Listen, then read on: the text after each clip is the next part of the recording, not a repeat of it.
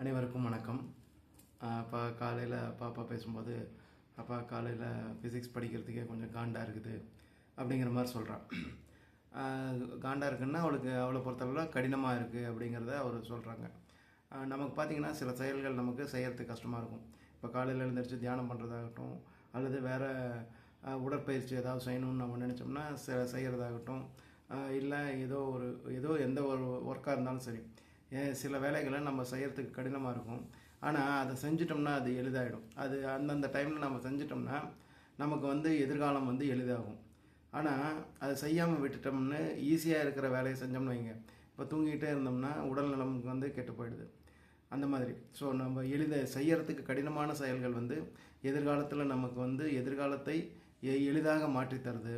அதே இப்போ செய்யறதுக்கு எளிமையாக இருக்கக்கூடிய செயல்கள் எதிர்காலத்தை கொஞ்சம் கடினமாக மாற்றி தருது.